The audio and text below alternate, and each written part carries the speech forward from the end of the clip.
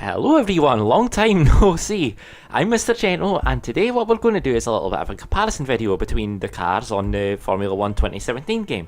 Now, this weekend it's the Mexico Grand Prix, a Mexican Grand Prix if you want, so I thought I would use that track as a good sort of yardstick for the cars, and we'll see which one on a stock setup is fastest and has the best handling characteristics. We all know what one's going to be fastest. I mean, it's going to be the Mercedes. It's in a different league from everyone else. But how much of a gap is there between the cars? What do they do differently between each other? What speed can they go through certain corners? You know, it's a good way of just being able to lay down a marker and see what the differences actually are. So that's what we're going to do. We're going to go into time trial mode, and we shall run the cars in reverse order, so starting from the Sauber backwards. And as you can see, as you will in a second anyway, we're just going to go with this stock setup. So basically, in the balanced and 6 lanes, everything straight in the middle, as it comes, straight out the box, and same for every car, because it's the best way of showing the actual handling characteristics without any changes. And let's just get out there. Right, so as we're coming to the last corner here, you can already see there's a little bit understeer we're picking up. There's a little kick oversteer as well, just as we're coming through, because the car completely lacks downforce. It's almost like a car from another category altogether. That's how much problem you have with grip. But as you'll see as well as we get to the end of the straight, I'll put a graphic up for every car that shows what top speed we reach. And we only reached 201 in the Sauber, so that's not great. But you see I missed the apex there, the understeer's not particularly good or helpful. Car feels quite weighty. There's another little kick oversteer as well on the exit, which is just not helpful at all. So you'll probably see through the slow corners it does pick up the understeer quite badly. I mean, I do hit the apex quite nicely there, but you can see I don't have the confidence on turning. I've got to take a couple of bites at it to get it in, but it's not too bad through there. 60 mile an hour through the exit there is a little bit of an anomaly for this chassis, I think you'll find towards the end. But yeah, 2 bites there on the entry with understeer. You can see I'm building up a lot of understeer through there, and I'm having to let off the throttle and slow up. And we end up only carrying 141 mile an hour through that corner, which is, as you'll see, nowhere near good enough compared to the other cars. But again, 2 bites on corner entry because we just understeering so much. And nice and slow through here, and we carry 46 mile an hour through there. The understeer on the exit's terrible. And straight through, again, through the last corner, and yeah, it's not too bad through the last corner. I pick up decent grip there. Okay, the time And we end up setting a 1:21.0, which is not a great lap time, but you know, we get away with it. So yeah, to summarise with the Sauber, there's not really that very many positives. It's got a decent turn in. It's not, you know, it's the balance is okay. It does understeer, but that's just due to a general lack of downforce. It's not that the front's completely ploughing on, because you find that the back goes soon after if the front does grip. So it is, the chassis itself is relatively well balanced, as you saw by being able to carry 60 mile an hour through that corner that I did highlight. The negatives, it does lack overall downforce. It's almost a different category from every other car on the grid, so it's pretty poor on that. The traction zones are a struggle. You see we do get kicks oversteer on the way out of corners, which doesn't give you a good exit and also hampers the straight line speed. The high speed direction change does start to become a little bit of an issue, but again, that's just a lack of downforce. The straight line speed is rubbish, and overall, as you'll see at lap times towards the end, it is the slowest car by quite a distance. I do manage to improve the lap times later on. I do go for a second run later on, but I do update it at the end of the video, but it doesn't really change the overall order that much. It just closes the gaps up. So yeah, in summary, that's the Sauber. Okay, so out we go in the McLaren. You can already see it's a lot flatter through the final corner. There's no oversteer on the way out. Straight line performance, as probably as you can expect, is very very slow. I mean, it's by country mile the slowest car. The Honda engine is just pathetic. 197, the only one that doesn't top 200, but straight through, you can already see the chassis balance is a lot better. I've got a lot more confidence in the car as well. Slight kick oversteer on exit, but that was just me getting up on the curve. That wasn't really the car itself that was the problem. There is a lack of downforce. I don't quite have the confidence on the braking, but it's apexing quite nicely. I'm able to get it in. That slight turn in was driver error. That was nothing to do with the car. We hold the line through there very nicely. 57 mile an hour. It's slower than the Sauber, but like you say, I think the Sauber was more of an anomaly. And we go through the fast section here, which is a great test of chassis balance and aerodynamics, easy for you to say. And you can see that the balance is very good, it's very nice, and we carry good speed through there, considerably quicker than the Sauber, 11 mile an hour quicker than the Sauber I think. There is understeer, but it's just a general lack of downforce. As we come into the last sector here, we hold a nice tight line, we're a bit quicker than the Sauber, not a huge amount, but you know, it's a slow speed corner, so every little makes a difference. And through the final corner, again, as you see, perfectly well balanced and significantly quicker overall.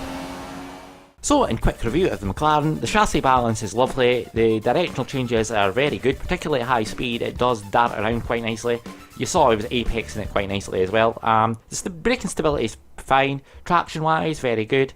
Negatives, horrendously slow on the straight and lacks overall downforce, which does limit the potential of the chassis at the higher speed particularly. I would say as well that it is a very hard car to get lap time out of because it depends so much on the driver being precise and perfect through the corners to make up its lap time, because they need to make up for the lack of straight line speed. And out we go with the Haas, and as you can already see, it's a little bit of a dog with a waggly tail. Understeer on exit with a little snap oversteer as well for good measure. Power's along the straight, it's a good deal quicker than the McLaren and the Sauber, which is nice, it makes a nice change. But you'll see quite quickly that the car is not as well balanced as the McLaren overall. Decent enough on the brakes, and it turns in alright initially, but then it does pick up understeer, especially through the second turn there. It does apex nicely on the third, and it is relatively okay in that traction zone, but I do find driving this car that I don't have the confidence getting on the power in the way that I do in the McLaren, or even the Sauber, even though the Sauber does struggle with traction too, which is quite a statement. You see there that understeer's mid corner, it's not great through there, but through that corner it was alright, 57 mile an hour through there, it's picked up okay speed, but then we get into the high speed section, and it's alright through the first part, but as the speed builds, we're fine through there. It pretty much holds it flat through there, but the McLaren didn't, so it does hold the downforce better, and it ends up holding the same speed as the McLaren, which did surprise me, because it wasn't great, it didn't feel as good as the McLaren, but I think the problem there is more the engine, that the McLaren takes longer to get up to the speed, whereas if it had the Ferrari engine in it, it would have more speed through the corner, because it's just the acceleration zone as well, factored away. But anyway, through the corner, there was a little bit of a kick through the final two corners, so the traction's not great, but it is still quicker than the McLaren. That's what the straight line speed does. So in review, it's decent in the straight line speed, as you could see. Medium speed corners was quite nice, it did hold the downforce pretty well through them, but negatives were the actual overall braking power isn't particularly good. It's well balanced on the brakes, but it doesn't have great braking power. The chassis is balanced towards understeer a little bit, and there is a problem with traction now and again. Now for a lap in the Toro Rosso, and I'm going to start off by saying that this one is the one that surprised me the most, just by how good it actually was. It's got its problems, but to drive, it's a very good, consistent, easy car to drive. During this, it generally took me 5, 6, 7 laps in most cars to get a good lap out of it. I did this first try in this car. It's just so much nicer than other cars to drive, I find. Apex wise, you can see the direction change is good. I didn't really get to the corner apex particularly well on those ones, but that was more my fault. Don't hold the car against my bad driving. But yeah, we'll see in this one. Braking power, not too bad, but again I missed the apex, but the traction's lovely. I managed to hold the line a lot tighter through the corner, and that's quite good. Through there, lovely line through there, we managed to take 59 mile an hour through there, which just shows that the chassis itself is pretty decent. We build up to higher speed, and the car is just balanced, it's planted. You could see the line it was holding through there was quite good. We managed to hold good speed through there, and 154 through there I think is the fastest we've been so far. Again, it just shows that the chassis is so much better. Getting through here, again, lovely balance, it does grip, you have the confidence to go through there, and 52 mile an hour I think is pretty much the quickest that anyone will go through there in that whole corner. That's just rolling the car through basically. And again, nice balance through the last corner, straight line speed, not great, but overall, easy to drive. So to review the Toro Rosso, lovely chassis balance, the ease of driving is just tremendous, it has a good low speed change direction, great traction, braking stability is nice. It might lack a little bit of overall braking power, but it's overall, you know, just such an easy car to drive and such a pleasant car to drive and throw around. It's just a good balanced package in general. The negatives, it lacks absolute downforce to completely unlock the potential of the chassis. You could see, particularly at high speed, it was starting to push out wide, but the chassis can get there. It's really not a problem as such. As I said, touch weak of the braking power, and the drag is its big problem. It's 202, I think, on the main straight, which is just poor. It's faster than the Sauber, but it's slower than the other Renault powered cars pretty much. And speaking of Renault powered cars, here's the Renault powered Renault. Balance wise, it's alright coming out the last corner, but you can see it's going, well, you're going to see it's an awful lot quicker in the straight line. I mean, it's got so much less drag, which helps compensate for the lack of power from the Renault engine.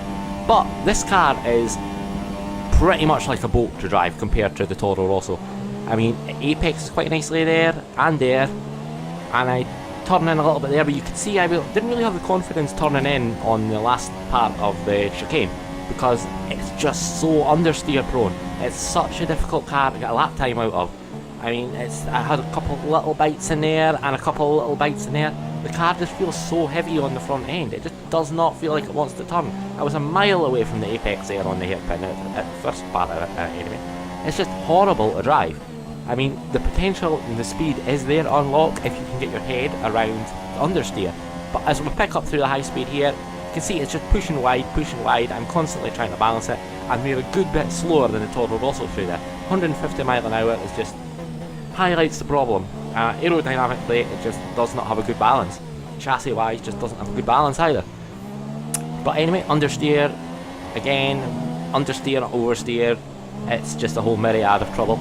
Understeer through the last corner again, and that pretty much sums up the Renault, a bit of a boat. So to review, it does have good straight line speed for a Renault powered car particularly, because it just seems to have so much less drag than other Renault powered cars, and it is good on the brakes. It's got good braking stability. Power wise, it's not too bad either. Negatives, well, where do you start? Chassis balance is just numb. It doesn't have a good change of direction. It's very understeer prone. It really struggles in the low speed corners. A sluggish direction change makes the car feel heavy, cumbersome, doesn't like being placed where you want it, and as you saw through the fast speed corners, it struggles just for overall speed. And it ends up being slower than the Toro Rosso, I think, on the first lap. I can't remember whether I unlock the lap time afterwards, but we'll soon find out. Okay, so on we go to the Pink Panthers, the Force India. Don't judge me on the colour scheme, I quite like it. Anyway, this is where things start getting really serious, because this was a surprising car. Pace wise, it was very good. I mean, straight line speed was tremendous. I think it ends up being the fastest overall, or joint fastest with the Mercedes. 206 mile an hour. Brake wise, strong on the brakes. I don't apex it there on the first part of the corner, but the balance is good. It is a touch biased towards the understeer, but that's something you could iron out in the setup, no problem at all. It does feel heavier than the absolute quickest cars, but it's quick. I mean, I'm not joking. This car is a real David amongst the Goliaths. It is proper surprise causing stuff. 57 mile an hour through that corner is pretty decent. As you can see, we build up the speed. The acceleration out the corners is tremendous. It grips very well. I mean, touch understeer through there, as you can see, but the speed that we're able to carry is good. 155 mile an hour, fastest so far. It's just quick. Fundamentally, it is a very good car. Something that, let's say, with setup changes, you could drag more performance out of this. It's a little bit pushed through there. I end up 52 mile an hour, but quick. Balance isn't tremendous through there, but I mean, it is just hands quick. So far is a 1 minute 18.6. So to review the Force India, the Pink Panthers, it's very quick in a straight line. It's very good on the brakes, strong, stable, traction tremendous. The rear is very stable at high speed. The solid turning initially just lets you place the car where you want to place the car. There's just no real complaints there at all. Maybe a touch on the understeer side, but yeah, it's fine. I like to say, chassis a little bit on the numb side at low speed. It doesn't feel quite as alive as the very top cars, but it's still, you know, a good base, especially when you compare it to the cars behind. I would say the Toro Rosso handles slightly nicer overall, but you know, this is damn close to that. It is a touch on understeer prone, but again, something that you could get balanced out in the setup, not a problem. Direction change could be a touch sharper, but that's only really compared against the top cars. And now for the Williams. Now this is a car I had high hopes for, but it was a surprise to me, but not in a particularly good way. This one was one of the bigger shocks to me, this car. It's quick in a straight line, as you would expect. Mercedes powered, it's well known to be very quick in a straight line. 205 leads it just behind the Mercedes and the Force India. The apex there wasn't bad, but it was very poor on the brakes, it felt very unstable, and we've got understeer all the way through the corner. The balance just wasn't there. The car just fell. It does change direction very, very, very well, this car, but it doesn't have the stability on the way into the corner. It doesn't really have the stability on the way out. It just understeers. So the balance is absolutely all over the place. The car actually feels broken compared to some of the better cars out there. I mean, there you go, there's a little bit of oversteer on the exit as we go up onto the curb. It does go through there all right, but then as the speed builds, it just starts to scrub around wildly. The direction change is quite nice, but it's not good. 151 mile an hour, it's actually slower through there than the McLaren, I think. Definitely slower than the Toro Rosso, the Force India, etc. It's just so unpredictable. It's such a hard car to get a lap time out of. I mean, 52 through there is, you know, fine, but you see we actually nearly end up in the wall there. That's how much of a struggle it was. Wild kick oversteer on the way out. But it ends up being a good bit slower than the Toro Rosso, I think, and definitely the Force India. So to review the positives, it's got tremendous straight line speed. It's in the top 3, I think, overall for straight line speed. It does have more drag than the Force India and the Mercedes, but you know, you kind of expect that anyway. It's got excellent low speed change of direction, but it's just a shame about the balance when you get the speed up a little bit, I guess. On the negative side, terrible understeer at high speed, poor braking stability, the weak traction, very poor chassis balance at speed. There's understeer and snap oversteer. It's just all over the place, to be totally honest. It's unpredictable and ultimately very difficult to unlock at lap time. There is lap time in it, but you do need a lot of patience and a lot of playing around with the balance to get it. Now things are getting really serious as we move into the top 3 teams. Now we're on the Red Bull. As expected, this car's an awful lot slower in a straight line than the Williams, the Force India.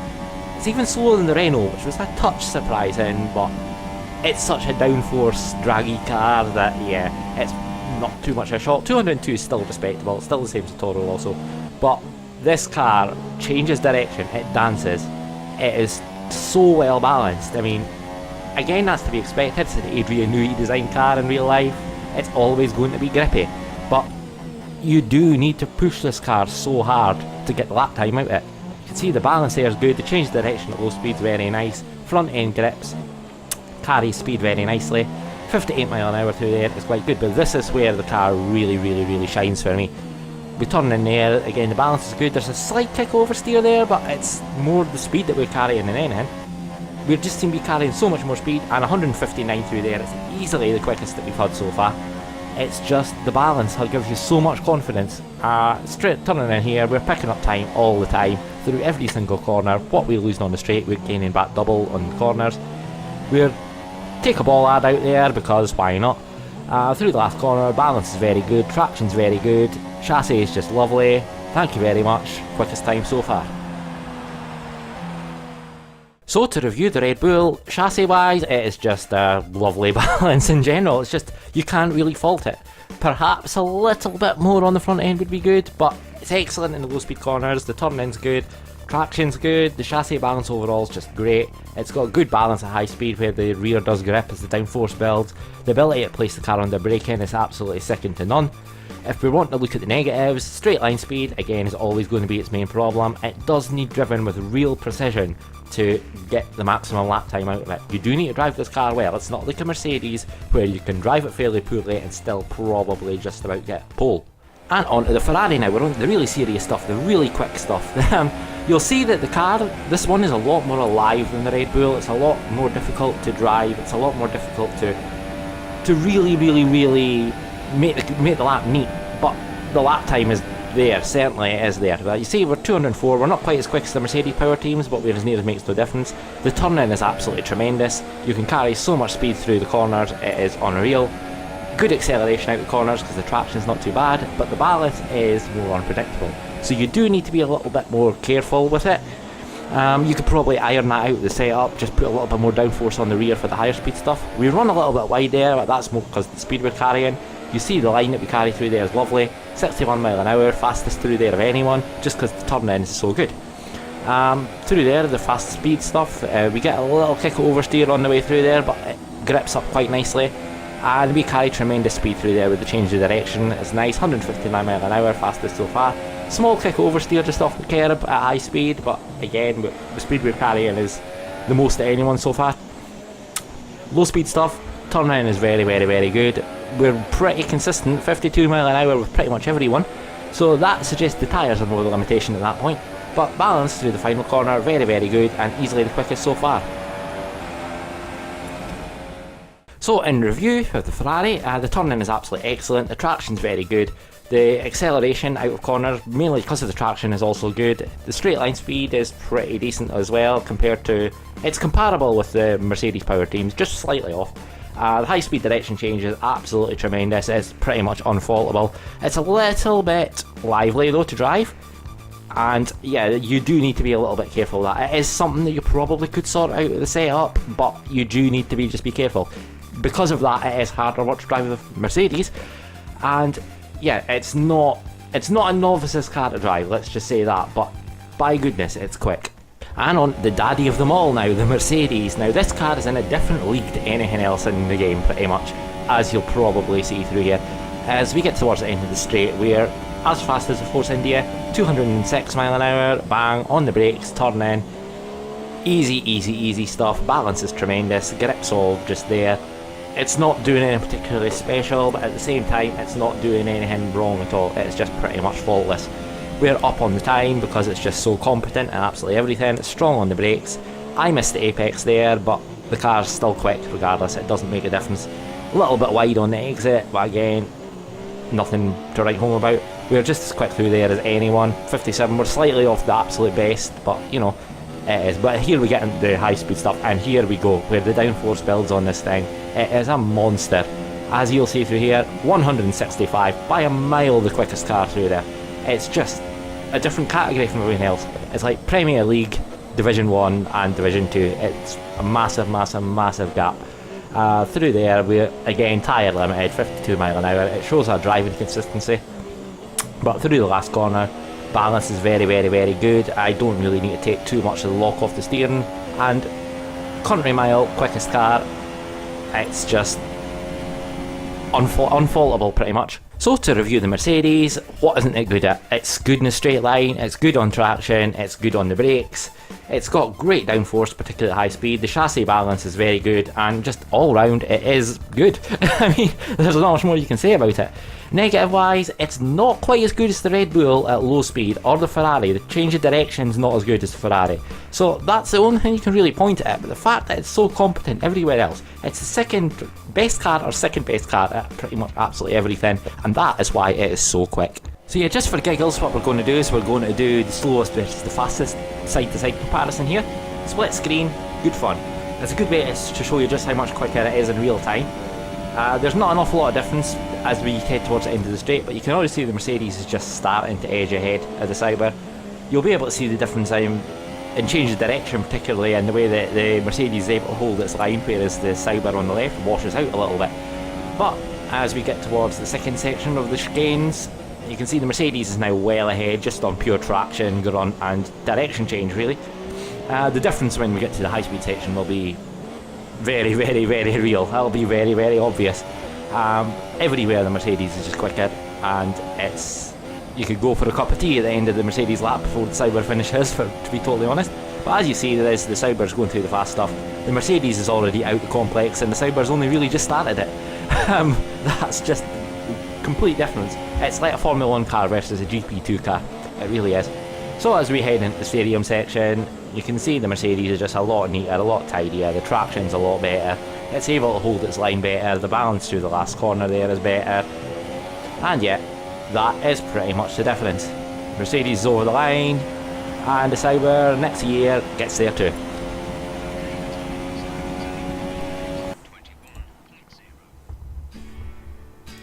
So yeah, really that was me driving at about 90-95% pace all the way through and just try and get consistent lap times down, and I think you saw by the lap times there, we were actually fairly competitive in the end. I mean, overall on the world leaderboard, it's not too bad. We're in like the top 12% or something like that in the world. So, you know, it was decent lap times we were putting down, but on screen now is the overall order of the of what we managed to put down. I went and did it again at the end. I went and did the lap times, just to see how much I'd improved pretty much over, learning the different cars. And the times did change a little bit. I managed to better every single car apart from the top 3. So, we did close the time up overall, but the order didn't change that much. I'll show you at the end, but as we say, that's what we have right now. Mercedes, by far the quickest overall. It's nearly over a quarter of a second faster than the Ferrari. Red Bull, 6/10 behind. Force India, just over a second, 1.3 seconds behind. The Toro Rosso, 2 seconds behind, helped by its great chassis, which is, making up for the engine performance. Williams, surprisingly, is down there despite the Mercedes engine, the fact the chassis is terrible. And the Renault has, and McLaren, Sauber, that order. Sauber a long way behind the McLaren, nearly 8/10 off the McLaren at that point, but it does improve slightly as I do for the lap times. In terms of top speed, the Force India and the Mercedes come out as the speed trap kings at 206 mile an hour. Williams 205 just behind. Ferrari and Haas, and the Renault as well, surprisingly, 204, not too bad.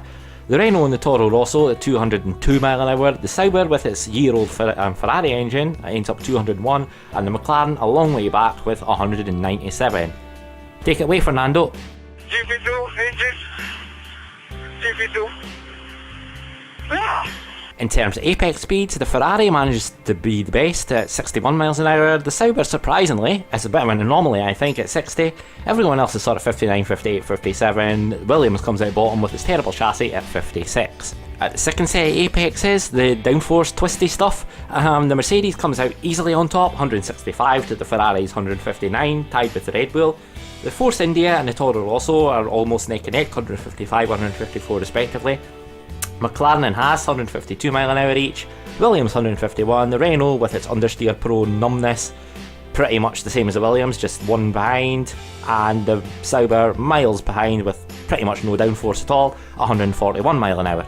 At the third set of apexes, well, take your pick. Everyone's 52 mile an hour apart from the McLaren at 49 and the Sauber at 46, which suggests it was pretty much tyre limited. Now onto the lap times that I managed to do in the second run through when I wanted to see just how much I managed to improve.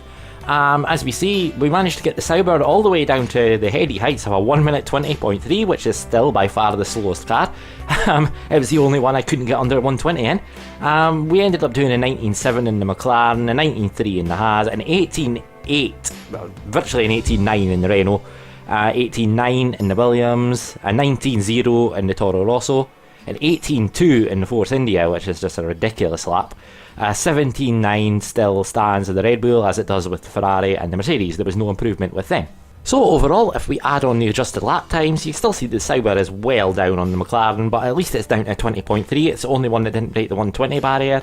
The McLaren down in the 119s, the 119.7. That was very hard to get that though.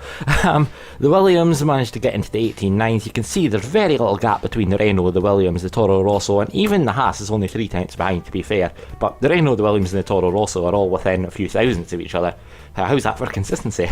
The Force India is pretty much in no man's land. It's a good 6 tenths of a second quicker than the Renault, but a good 3 tenths off the Red Bull. And yeah, the Ferrari is a nose behind the Mercedes, but still a significant gap when you've got that much performance. So to round it off, quite obviously the Mercedes is the fastest car. The Ferrari is probably the most enjoyable to just chuck around. It's quite it's quite lively and good fun to get a lap time out of. The Red Bull's probably the most competent to drive overall, apart from its straight line speed. The star of the show is probably the Force India for being so close to the Red Bull, all things considered, was very good.